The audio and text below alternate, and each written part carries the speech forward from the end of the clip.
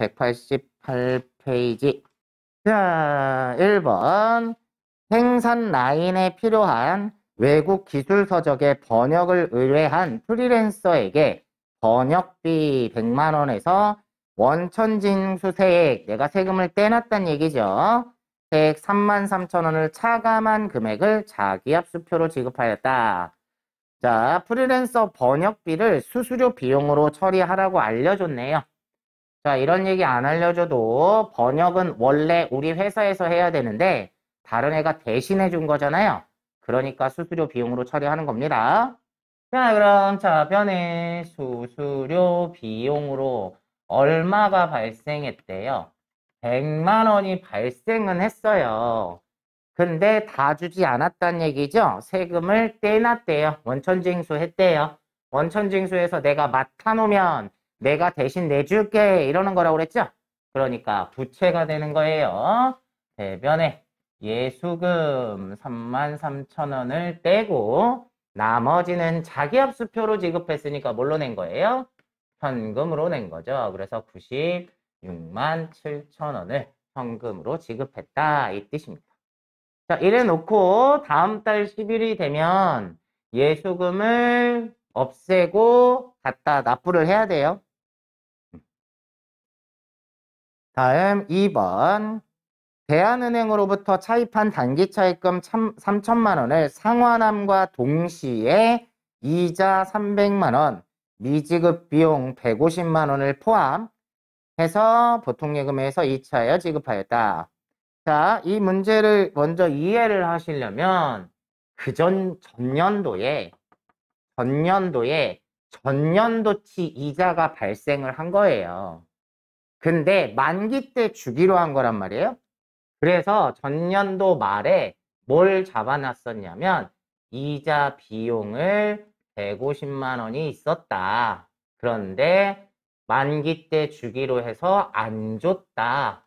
요렇게 회계 처리를 해놨었을 거라는 거예요. 그런데 그걸 오늘 지급을 하고 있는 거예요.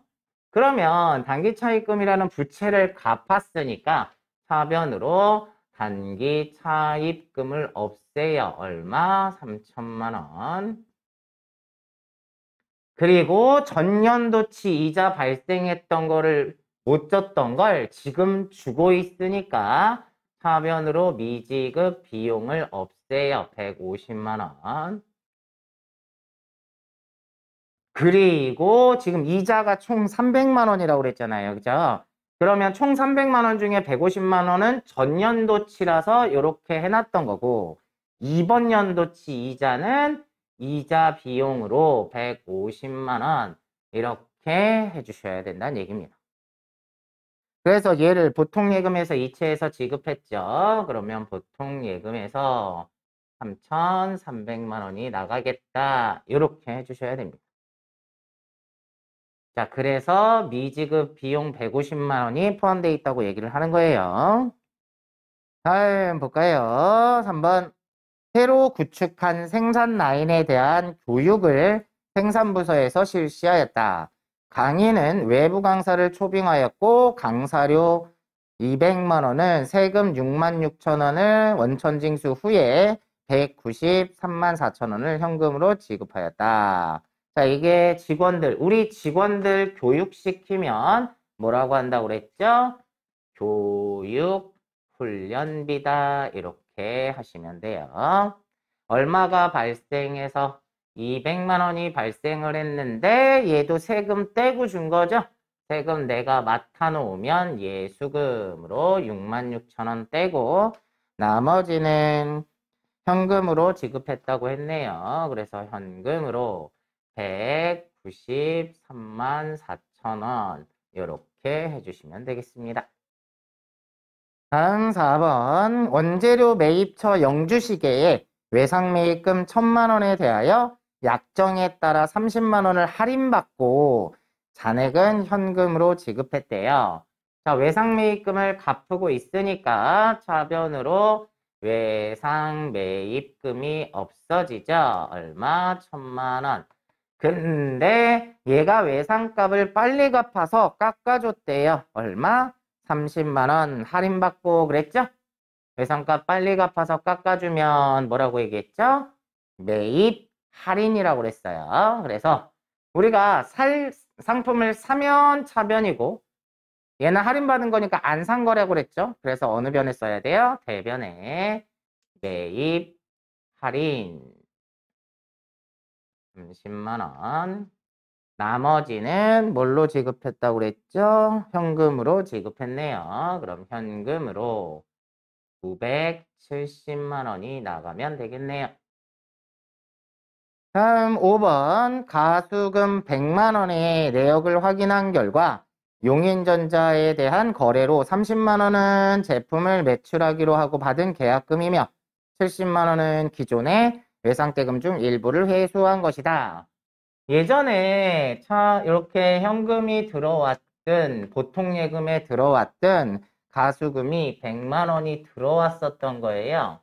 그래서 우리가 원인을 몰라가지고 가수금으로 이렇게 처리를 해놨었는데 오늘 이 가수금이 판명이 나는 거니까 사변으로 가수금을 100만 원 없애주고 자, 이 중에 아까 30만 원은 계약금 받은 거라고 그랬죠? 그럼 뭘로 해놓으시면 되고 선수금으로 해놓으시면 되고 나머지는 외상값 받았다니까 외상 매출금이 없어지겠죠?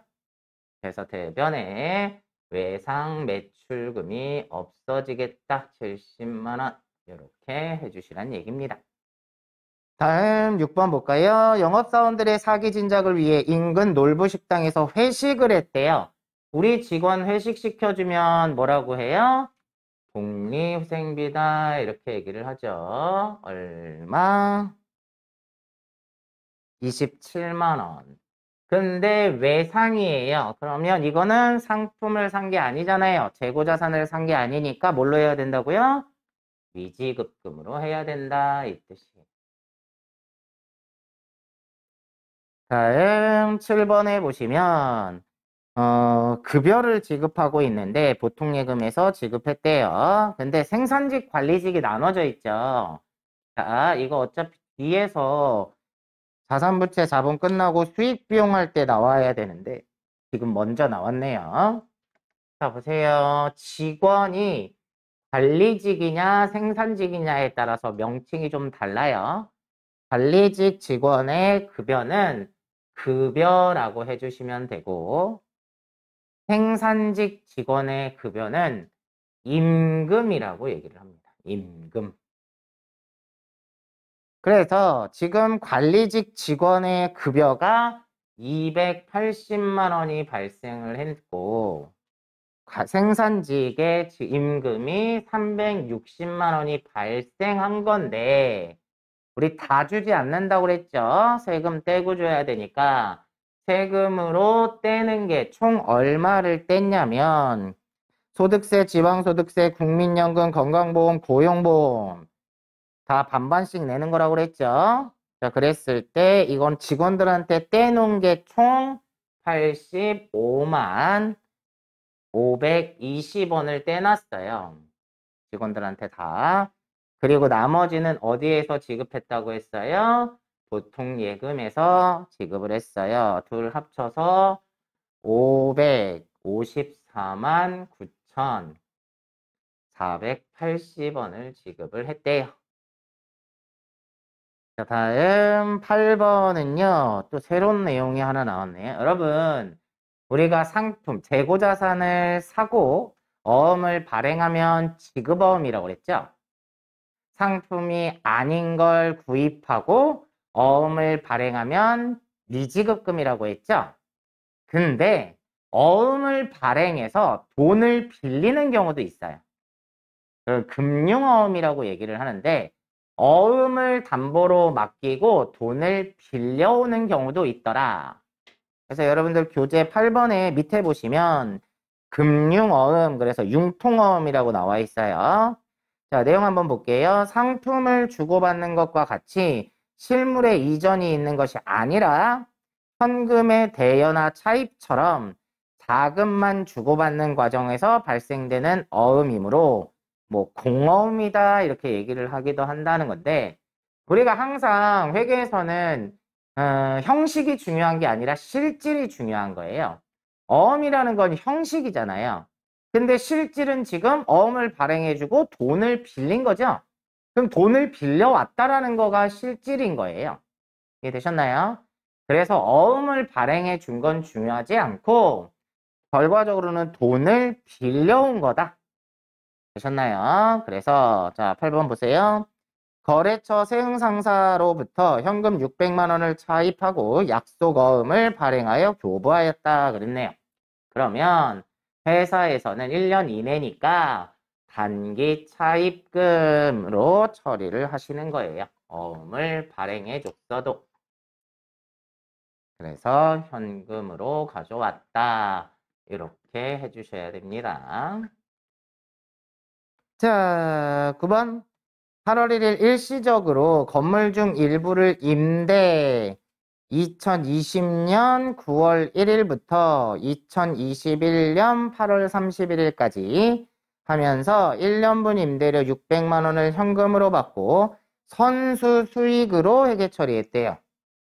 월할 계산하여 기말 수정 분계를 하시오 그랬네요. 그러면 8월 1일 날 어떻게 했다는 얘기죠? 현금을 얼마를 받았는데 600만 원을 받았는데 뭘로 처리했대요? 선수 수익으로 했대요. 자, 선수 수익이라는 부채로 일단 잡아놨었단 얘기예요. 되셨나요? 그러면 결산일 날 어떻게 분계를 해야 되냐? 이 문제죠. 그러면 일단 기간이 지난 만큼 선수 수익이라는 부채는 없어지는 거죠. 그러면 몇 개월치가 없어지는 거예요? 8, 9, 10, 11, 12, 5개월치죠? 그럼 600만 원이 1년치니까 한 달에 50만 원거리 될 거고, 그죠? 250만 원만 선수 수익이 250만 원이 없어지고 요거 부채가 없어진 만큼 우리는 벌은 거죠. 그래서 임대료로 250만 원 이렇게 하시란 얘기입니다. 아, 9월 1일인가요? 죄송합니다. 날짜를 잘못 썼네요. 9월 1일. 자, 그러면 몇 개월치죠? 9, 10, 11, 12, 4개월이네요. 그럼 200만 원?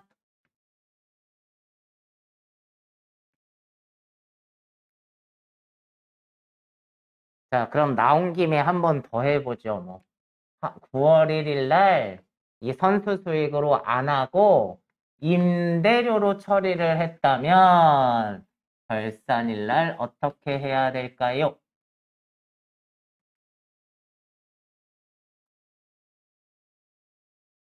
볼까요? 임대료 중에 올해치 수익이 아닌 애는 빼줘야 되겠죠? 그러면 내년치를 빼야 되겠네요. 맞죠? 그럼 몇 개월치를 빼야 돼요? 8개월치를 빼야 돼요. 맞죠? 그래서 400만 원을 빼주셔야 됩니다. 내다가 내년치를 미리 받은 거니까 선수 수익으로 한다 이 얘기입니다. 다음 11번, 아니 10번.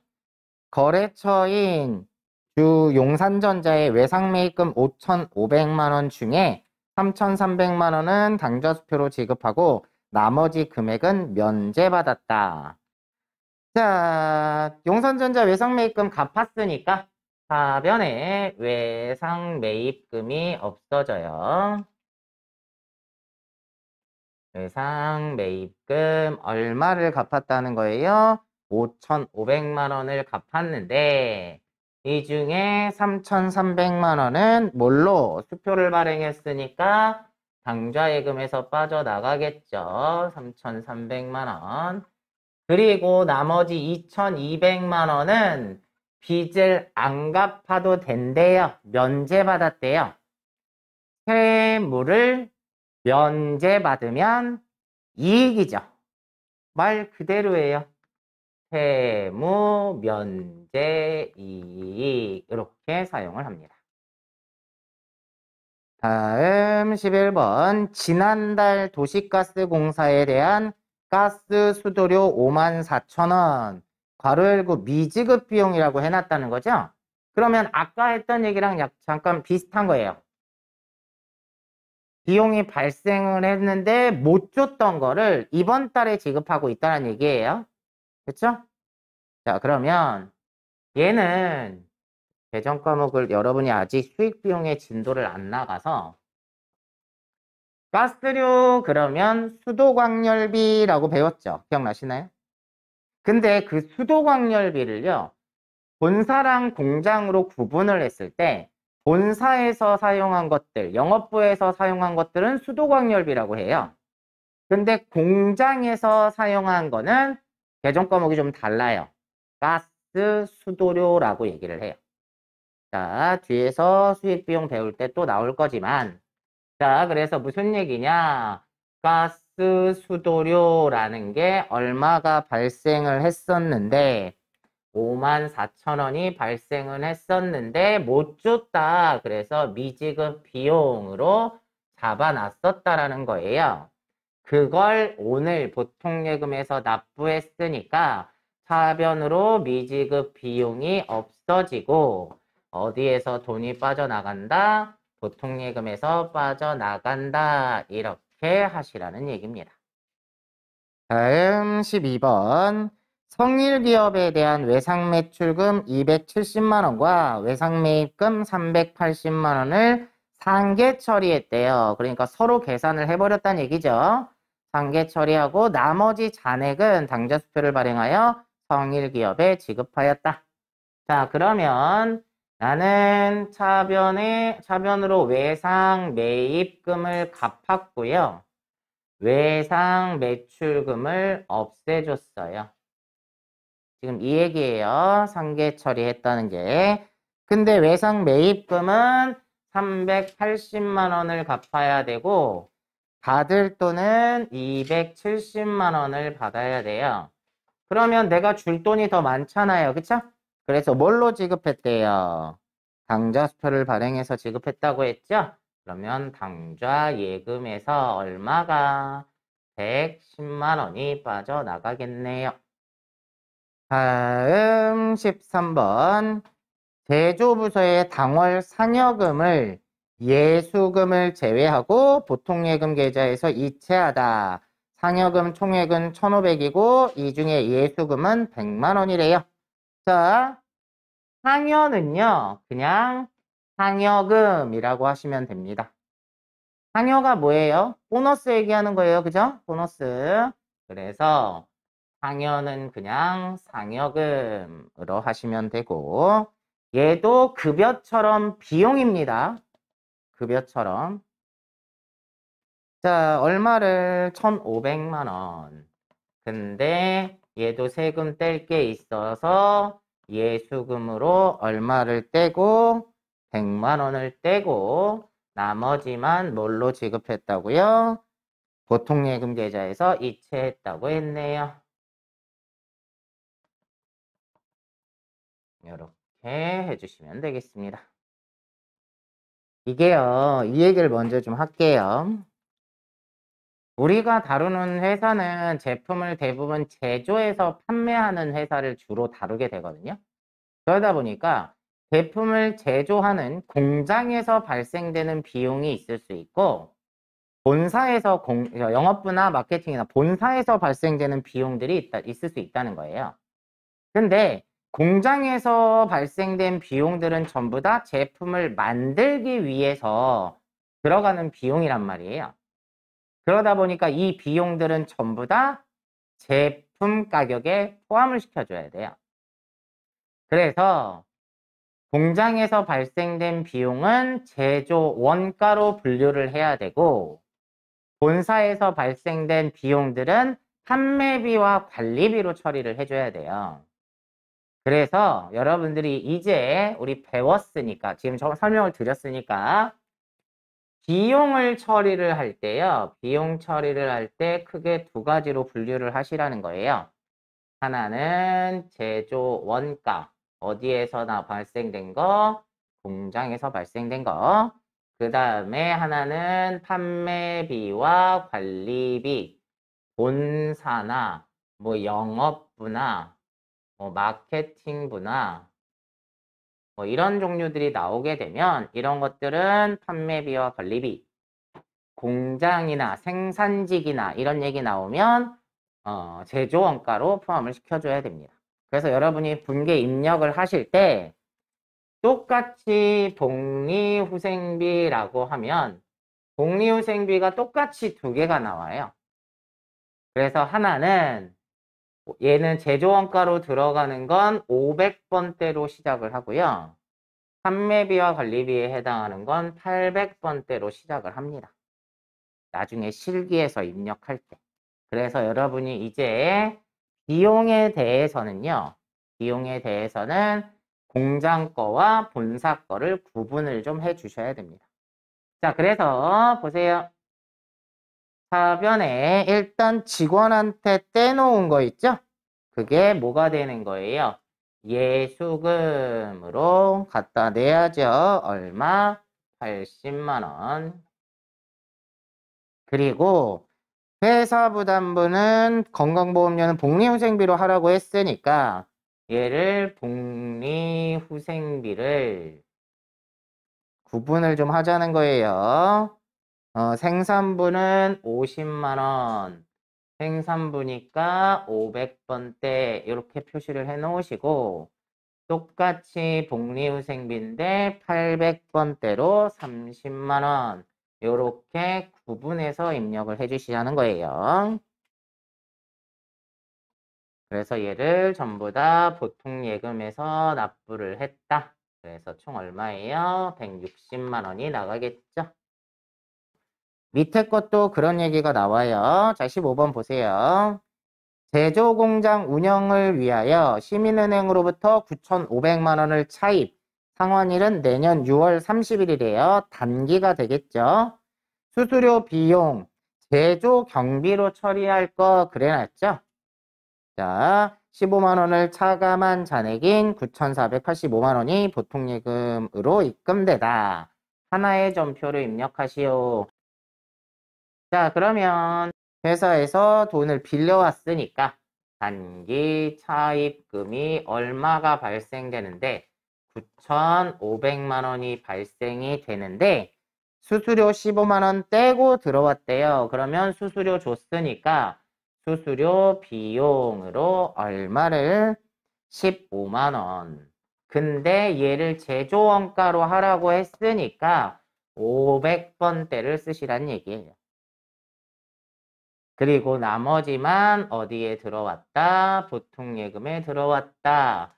9,485만 원이 들어왔다. 이렇게 하시라는 얘기네요. 자, 190페이지 객관식 문제 1번. 다음 중 부채에 대한 설명으로 가장 옳지 않은 것은 부채는 과거의 거래나 사건의 결과로 현재 기업 실체가 부담하고 있고 미래의 자원의 유출 또는 사용이 예상되는 의무이다. 자, 이게 부채에 대한 정의였었죠. 그죠? 네, 1번이 맞는 거고요.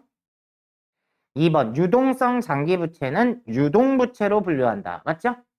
자, 원래는 장기 차입금이었었는데 내년 중에 갚아야 된다. 그래서 유동성 장기부채라고 하는 거잖아요. 그죠? 그러면 내년 중에 갚아야 되는 거기 때문에 유동부채로 분류하죠. 다음 3번 부채는 1년을 기준으로 유동부채와 비유동부채로 분류한다. 맞죠? 4번 정상적인 영업주기 내에 소멸할 것으로 예상되는 매입 채무와 미지급 비용 등이 보고기간 종료일로부터 1년 이내에 결제되지 않으면 비유동부채로 분류한다? 이거 앞에서 그런 얘기 했어요. 정상적인 영업주기가 1년이 넘어가는 경우도 있을 수 있다고 그랬죠. 그죠? 그런 경우에 정상적인 영업주기에 안에 소멸될 것으로 예상되면 1년이 넘는다 하더라도 유동부채로 분류를 하라고 했어요. 되셨나요? 그래서 4번이 틀렸네요.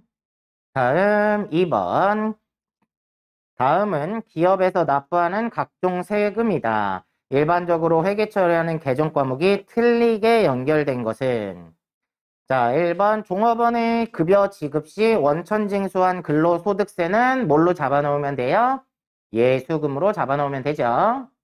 맞고 2번 건물의 취득 시 납부한 취득세는 어떻게 하기로 했어요?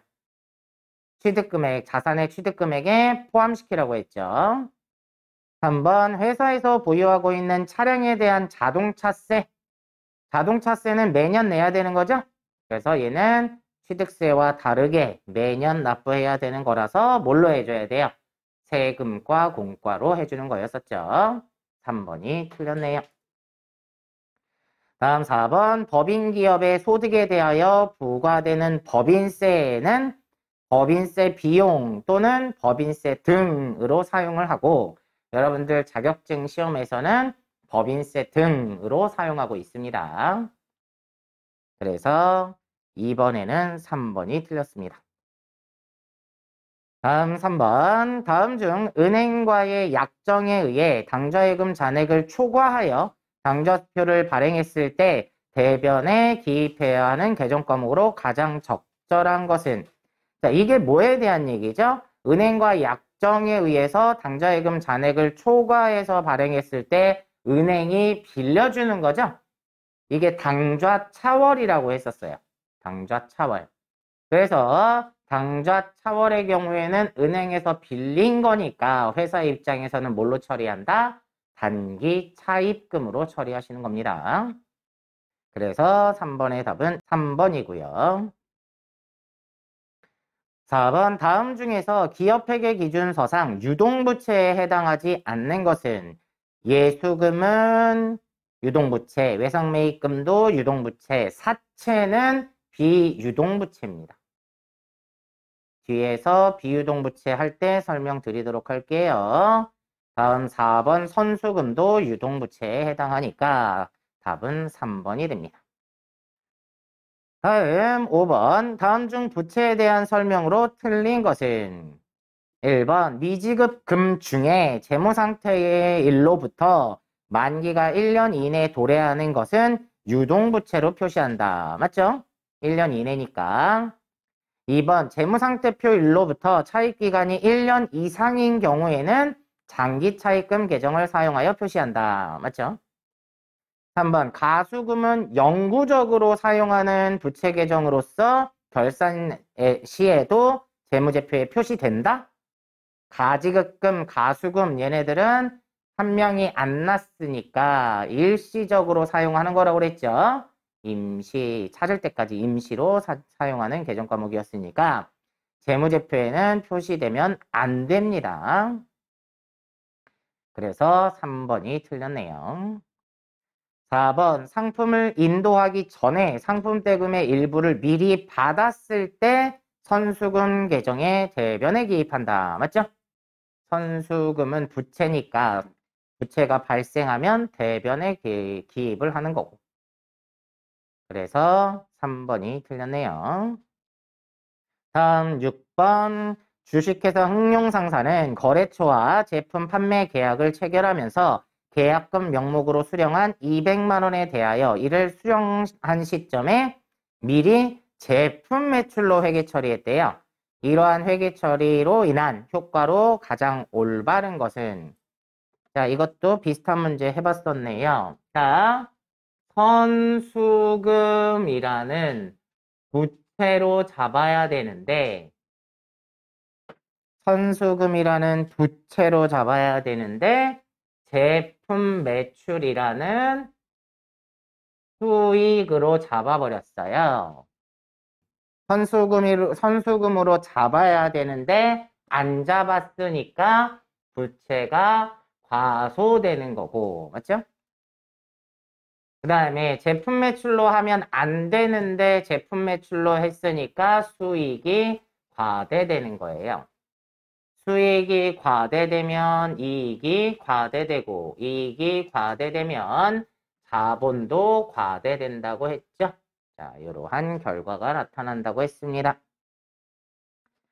옳은 것은 물어봤으니까 뭐가 답이 되나요? 4번이 답이 되겠네요. 부채 과소계상. 다음 7번에 결산 시 미지급 이자를 계상하지 않은 경우에 단기 재무제표에 미치는 영향으로 틀린 것은 뭘 해야 되냐면 하변에 이자 비용이 발생은 했는데 못 줬다 그래서 미지급 비용 이거를 해야 된다라는 얘기예요. 자, 이거를 해야 되는데 안 하면 어떤 문제가 생기냐? 비용을 잡아야 되는데 안 잡았으니까 비용이 과소되겠죠? 부채로 잡아야 되는데 안 잡았으니까 부채도 과소되겠죠? 자, 비용이 과소되면 이익이 과대되고 이익이 과대되면 자본도 과대되더라. 맞죠? 그러면 틀린 건 몇 번이죠? 1번이 틀렸네요. 다음 192페이지에 주관식 문제 볼게요. 1번 주 경기에 재무상태표에 계상될 외상 매입금은 얼마인가? 단계 중에 외상 매입대금 지급액이 50만 원 있고 기초 외상 매입금이 30만 원이 있고 단기 외상 매입액이 70만 원이 있대요. 그럼 기말에 얼마가 남았겠느냐? 이거 물어보는 거죠? 근데 여러분들 우리 계정에 대해서는 앞에서도 배웠잖아요. 자, 외상 매입금이라는 계정은 외상 매입금은 부채니까 기초가 어디에 들어가요? 대변에 들어가는 거죠. 그래서 기초가 대변에 얼마? 30만 원 있었대요. 그런데 단기 중에 외상매입금 지급했대요. 그럼 외상매입금을 지급했다는 얘기는 부채를 갚았다는 얘기죠. 그러니까 어느 변에? 차변에 얼마를? 50만 원을 지급했대요. 그리고 단기에 외상 매입액이 70만 원 있대요. 그럼 외상으로 매입하게 되면 외상 매입금이 증가되는 거잖아요. 그러니까 어느 변에? 대변에 70만 원이 증가됐대요. 그러면 30만 원 있었고 70만 원이 늘었는데 50만 원을 갚았으니까 얼마가 기말에 남게 돼요? 50만 원이 남게 되겠죠? 그럼 이거를 기말 현재 재무상태표에다가 써줘야 되는 거죠? 그래서 답이 50만 원이 답입니다. 2번 다음 자료에 의하여 기말 외상매입금 잔액을 계산하면 얼마인가 그랬어요. 자, 그러면 지금 일단 구하라는 건 뭘 구하라는 거예요? 외상매입금 계정에 기말에 얼마가 있느냐 이걸 물어본 거예요, 지금. 되셨죠? 자, 그러면 내용 볼까요? 기초 상품 재고액이 나오고 기말 상품 재고액이 나오고 뭐 여러 가지가 나오는데 여기서 거기 세 번째 항목에 보면 기초 외상 매입금이 40만 원 있다고 나오죠? 그러면 기초는 40만 원이에요.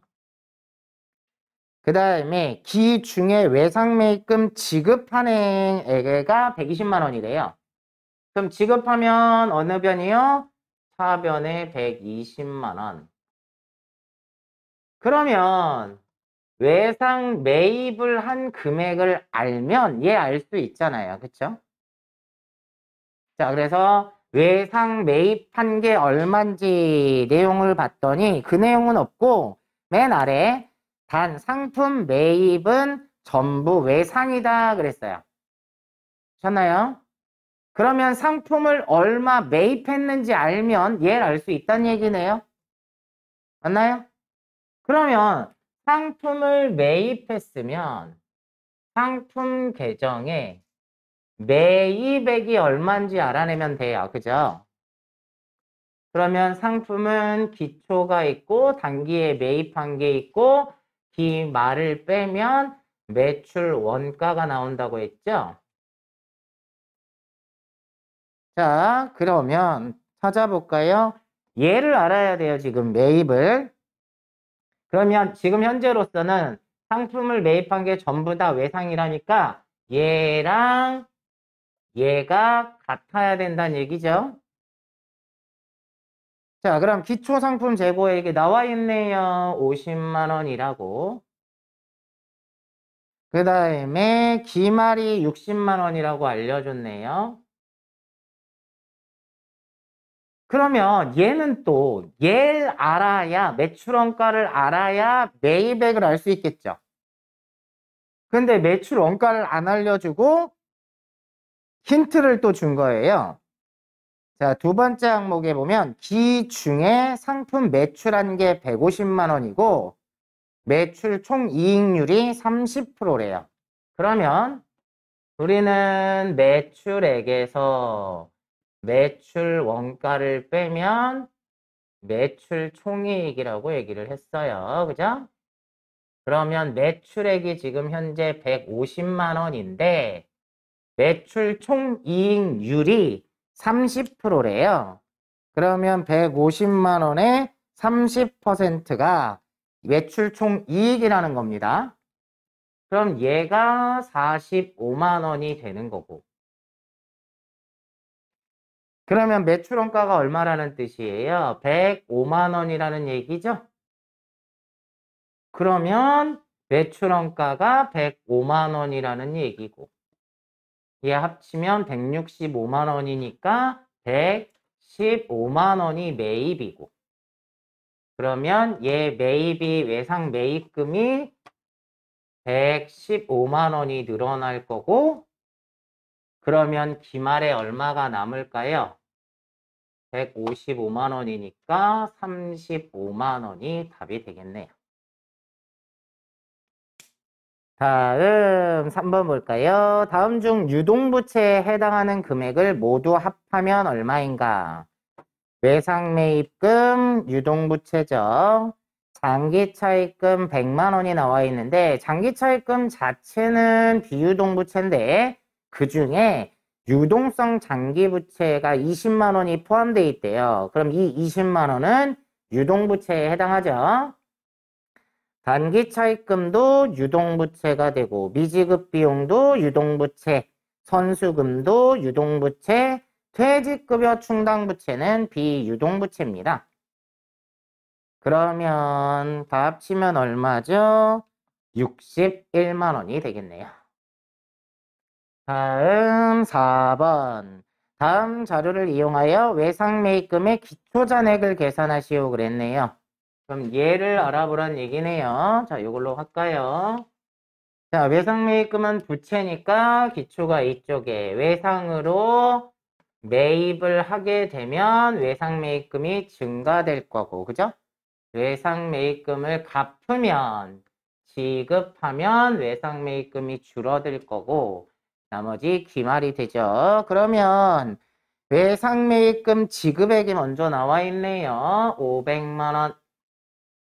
그 다음에 기말의 외상매입금이 40만 원.